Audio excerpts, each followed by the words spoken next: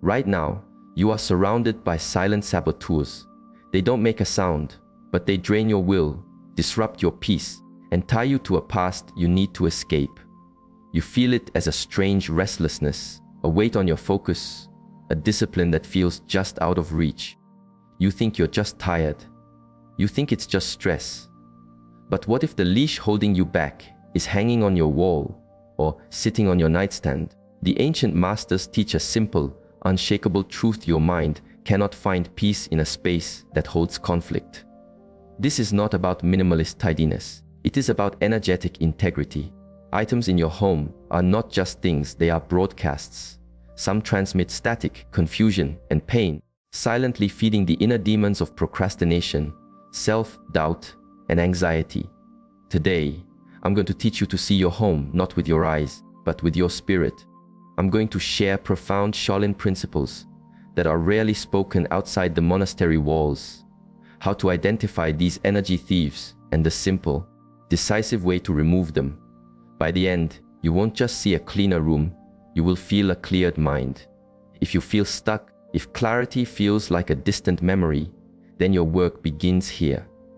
The chain is not around your ankle. It's an object you see every day. Subscribe and learn how to break it. Some silence isn't peaceful. It's loud. You enter a space and an invisible pressure builds in your chest. The air feels heavy. The stillness is charged with something unsettled. You're not imagining this. You're sensing energy, or what we call chai, and it's everywhere. Every object in your home is like a sponge, absorbing the energy of the moments lived around it. Every argument, every moment of despair, every wave of fear. That energy doesn't just vanish when the emotion passes. It imprints. It remains. A souvenir from a trip that ended in heartbreak. A set of dishes from a friendship that turned sour. A chair someone sat in while delivering bad news. These items hold what we call stagnant chi, energy that has become a murky, chaotic pool. And when your home becomes a museum of these chaotic imprints, your mind will mirror it. You lose your footing. Your decisions become reactive, your mood unstable. The Shaolin practice is direct. If your foundation is unstable, you cannot stand strong. The discordant energy in your home isn't just sitting there. It's an active question. What part of this old story are you still feeding? To notice these objects isn't superstition, it is profound self-awareness. It's asking, why do I give this ghost a home? Because when we hold on to relics of our pain, we tell our spirit that the pain is still who we are. Your home is not a warehouse for old wounds. It is the training ground for your liberation. What you keep keeps you. Not all shadows are cast by light. Some are broadcast by form. An abstract sculpture with violent, sharp lines. A portrait where the eyes carry a deep sadness. A collection of antique daggers displayed on a wall. To the eye, they are artifacts, conversation starters. But to your spirit, they speak a language of agitation. Not because of a curse, but because of what they represent. In Sharpen understanding, every shape is a command to your subconscious. A circle speaks of harmony. A jagged edge speaks of conflict. Your mind sees art, but your nervous system feels threat. You are absorbing this instruction 1,000 times a day without a single conscious thought. The effect is gradual, a constant, low-grade hum of tension in a particular room, a vague feeling you need to be on guard. This is the subtle poison. Drop by drop, it builds a foundation for anxiety that seems to have no source. True discipline is not just about your actions, but about your environment. It's the courage to admit that an expensive art piece makes you feel cold inside. The strength to value your inner calm more than an object's aesthetic. If an item whispers unease, its story in your home is over. It doesn't matter what it cost or who gave it to you. Your deepest wisdom is asking you to choose serenity over scenery. When you remove the symbols of conflict, your spirit finally exhales. The quiet in your home becomes soft. Your space transforms from a gallery into a sanctuary. It becomes fertile ground for focus, for presence, for unshakable inner power. Some memories are anchors, and we keep them polished, not realizing they're holding us in place. A stack of love letters from a painful breakup. a trophy from a victory that now feels hollow.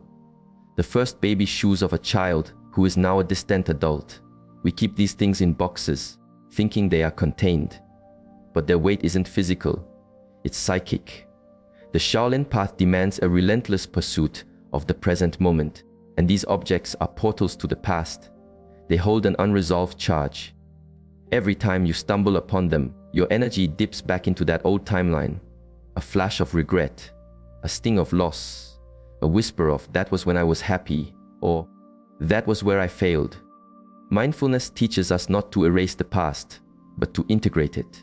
And integration sometimes means letting the physical representation go. To hold on to things from a version of you that no longer exists is to keep that old ghost alive in your current life. This is the essence of energetic clutter. And when it becomes too dense, the future feels impossibly heavy. Mastery is defined as much by what you are willing to set down as by what you pick up. An old song on a mixtape, a watch that belonged to a difficult relative, a faded photograph. If it keeps you tethered to a story that's over, ask with honesty, is this thing serving the me I want to become? There is incredible power in this release. There is freedom in finality. Sometimes, healing isn't about fixing the past. It's about ceasing to pay it rent in the present. This creates a vacuum, a clear space. And in that space, your true self has room to breathe. The most powerful intruder in your home doesn't break down the door. It glows silently in your hand, your phone, your tablet, your laptop. Endless streams of information, fractured conversations, notifications demanding your attention. This is the new chaos. It is clean, wireless, and infinite. In the past, distractions were obvious. A shouting neighbor, a storm outside. Today's disturbances are quiet thieves of chi. You scroll, you tap, you react. Each gesture is a tiny break in your own energetic field. It yanks you out of your body, out of the present, and into a digital whirlwind of other people's thoughts, fears, and demands. Shaolin masters see stillness as concentrated power, not the absence of activity. When your focus is shattered into 1,000 tiny pieces, your vital energy seeps out. You may call it mental fatigue or burnout, but it is a spiritual leak. The screen isn't just consuming your time, it's consuming your center. The discipline of mindful unplugging is a warrior's practice. It is not about abandoning the modern world, but about consciously ruling your own inner kingdom. It is to say, for this time, this space is mine alone. Put the device in another room for an hour. Go for a walk without it. Feel what happens. At first, there's an itch. Then, a calm settles. Your own thoughts begin to surface. Your breath finds its natural rhythm again. This isn't escapism. It's a tactical reset. A samurai doesn't sharpen his sword in the middle of a battle. You must retreat to silence to sharpen your presence. What you feed your eyes, you feed your soul. Choose wisely, for peace is not an accident. It is the space you intentionally create when you decide what is welcome and what must be powered down. Your clothes are a second skin, and skin remembers. That coat you were wearing when you got betrayed. The shoes you had on during a humiliating day. The ring you twisted nervously throughout a period of deep anxiety. They seem like just fabric and metal, but they were in direct contact with your energy field during moments of peak emotional intensity. They soaked it up. From a Shaolin perspective, porous materials like cloth and leather are highly receptive to qi. The burning frequency of anger, the heavy density of grief, the frantic vibration of fear. These aren't just feelings, they are energetic states. And they don't evaporate. They leave a residue in the items that touch your body. You wear that sweater again a month later, and suddenly feel irritable and defensive, with no idea why. It's not the garment, but the ghost within it. This is the logic behind ritual cleansing, a practice found in countless traditions. It's about clearing the energetic imprint to restore an object to a neutral state. You can do this with simplicity and intent. Wash them with a pinch of salt, visualizing the old energy rinsing away. Hang them in the sun or moonlight to be purified by nature. Or, if the memory is too potent, you can choose the ultimate clarity, letting it go. Donate it, sell it, or, for deeply painful associations, A small, respectful fire ritual can be a powerful act of release. Mastery is built on this subtle awareness. By cleansing the objects that touch your skin, you are breaking a cycle of unconscious emotional reaction. You reclaim your neutrality. And from that place of quiet, your spirit becomes lighter, your path clearer. The future feels like yours again, not a repeat of the past. Some burdens are given to us as gifts. A family heirloom from an ancestor known for their bitterness. A piece of art from a friend struggling with deep depression. A piece of jewelry from a lover in a time of turmoil. These objects are more than what they appear. They are containers. They carry the energetic signature of the person who gave them to you, especially their unresolved emotions. Chi is not bound by a person's death or departure. It attaches itself to memory and to physical things. When you receive an object, you receive a piece of its history, a silent echo of the hands it passed through. You may not be conscious of it, but your body knows. A dull headache when you wear that necklace. A feeling of sadness in the room with that heirloom furniture. It's a quiet disturbance, just enough to knock your spirit off balance. Shaolin teachings stress that ownership is nothing. Resonance is everything. If an object was made or given with authentic joy and clarity, it will elevate your space. If it carries a legacy of struggle, guilt, or confusion, it will subtly contaminate it. This isn't a reason to be paranoid about gifts. It is a call to be sensitive. Listen to your intuition. Objects will tell you if they belong with you. They will tell you if their journey is done and they need to be released. There is no disrespect in letting go. Thank the giver in your heart, and then release the object back to the world. Bury it, pass it on, or cleanse it with powerful, conscious intention. You are the guardian of your own energy field. Your home must be a sanctuary for your growth, and not a museum for others' pain. This discernment is a key to peace. Choose to be surrounded only by what is in true alignment with your soul. Not all cages are made of iron. Some are made of gold crystal and designer labels. A living room that looks more like a luxury showroom than a place of rest. A collection of expensive watches you're afraid to wear. A desperate accumulation of things to prove you've made it. These are the gilded cages of the spirit. They glitter, they impress, but they quietly suffocate peace. The Shaolin way understands a core principle. The outer world shapes the inner mind. A life built on excess creates an inner state of craving. It amplifies the voice in your head that says, it's not enough. The voice that endlessly compares, envies, and seeks validation. You can walk into a stunningly decorated home and feel a profound sense of emptiness, a high, strung tension in the air. There is no rest in a space built to signal status. It is a performance. Its energy is always asking, what do they think of me? This isn't an attack on prosperity. True mastery is comfortable with abundance. It is a caution against the poison of materialism, where your identity gets welded to your possessions. When your things define you, your spirit has no room to expand. Simplicity is not lack, it is clarity. A single healthy plant, a book you truly love, an empty corner that lets the light in. This is not emptiness, it is potential. It is space for your mind to be still. True discipline is the ability to choose what nourishes your spirit over what inflates your ego. A peaceful space isn't vacant. It's brimming with quiet power. When you release the need to prove your worth, you finally begin to feel your worth. Calm, solid, and whole. The less you have to distract you, the more clearly you see what truly sustains you. And that clarity is not something you acquire. It is what remains when everything else is stripped away. Even holy objects can become burdens. A meditation statue with a chip you always ignore. A sacred text whose pages are yellowed and stuck together from neglect. A mala bracelet with a broken string, tossed in a drawer. These items were once channels for devotion, aids for your practice. But now, damaged and forgotten, they sit in a state of limbo. They are not sacred tools anymore. They are artifacts of spiritual stagnation. In the temple, monks are taught that ritual tools are living partners. A broken tool is not a bad omen, but to leave it broken, to abandon it without care, is to disrespect the path itself. Its energy curdles.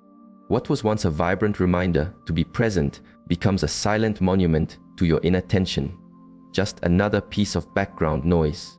It's tempting to cling to these things for sentimental reasons. This was with me through a hard time. I got this at a special temple. But a true honor of the journey is to recognize when a chapter is over, when the energy of an object is spent, its purpose is fulfilled. Keeping it past its time creates spiritual dust. It's subtle, but it clogs your connection. Releasing a broken tool is not an act of betrayal. It's an act of evolution. It is a declaration. Thank you for your service. I have grown. I am making space for my next step. Your discipline is reflected in how you tend to the details of your path. By mindfully repairing, cleansing, or retiring an old symbol, you are purifying your own intention. Your spiritual aids are not meant to become permanent fixtures. They are supports that help you grow strong enough to stand on your own. When your sacred space contains only what is vibrant and meaningful, it becomes a perfect mirror of your spirit, alive, clear, and awake. In that space, your practice ceases to be a routine and becomes a living dance. Energy stagnates where attention never goes. That junk drawer you're afraid to open, the garage corner filled with cobwebs and things you might use one day, the closet packed with clothes that no longer fit you or your life. We tell ourselves these places don't matter because they're hidden, but the mind has no walls. Your energy permeates your entire living space, and what is neglected in the home corresponds to what is neglected in the self. Sharpen discipline teaches us that our home is a physical projection of our consciousness. Just as unresolved trauma gets stored in the deep tissues of the body, unresolved life energy gets stored in the forgotten corners of the house. These zones become black holes of chai, blocked, dense, and draining. Take a slow walk through your home, not with the intention to clean, but with the intention to feel. Notice the places your eyes glide over, the doors you hesitate to open.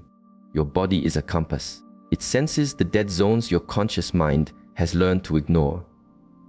This isn't about achieving perfection. It is about restoring connection. The simple act of opening a window in a dusty room, of sweeping a neglected corner, of sorting a single box. These are not just chores. They are rituals of reclamation. Neglect breeds stagnation. Presence breeds vitality. This is a powerful form of spiritual practice, not in grand meditations, but in humble, quiet acts. You are not just cleaning a room, you are bringing a lost part of your own field back to life. Every sorted drawer brings a little more order to your mind. Every cleared space becomes a declaration. No part of my life is abandoned. Every part of me is worthy of care. True mastery is built here, in these quiet moments of attention, where a simple act of care for your home becomes a mirror for the unconditional care you're choosing to give yourself.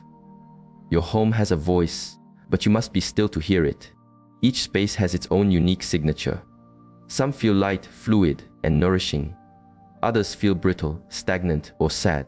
These are not fantasies. They are real energetic qualities that we often override with our busy minds.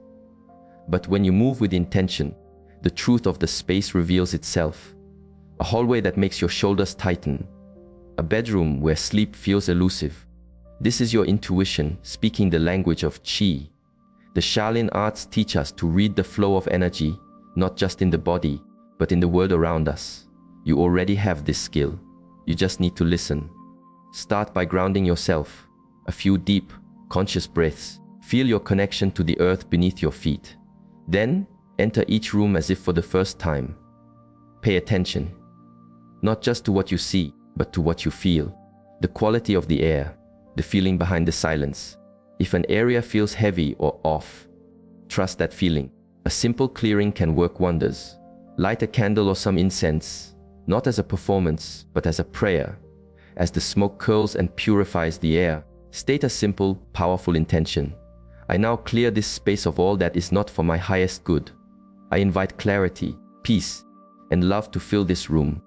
These focused acts of care are incredibly potent. They signal to the universe and to your own subconscious that you are the conscious creator of your reality Your nervous system will respond. Your mind will settle. This is the daily practice of an energy warrior. Discipline isn't just about what you do. It's about the state you choose to inhabit. A home that is regularly cleansed with your presence becomes more than a building. It becomes a sanctuary, a living ally, a perfect reflection of your inner peace. And when your space is truly calm, your spirit has a safe harbor to heal, to grow, and to soar.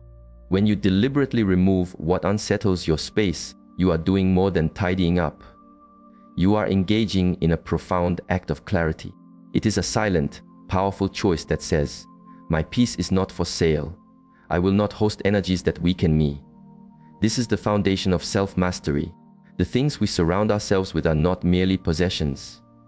They are vows.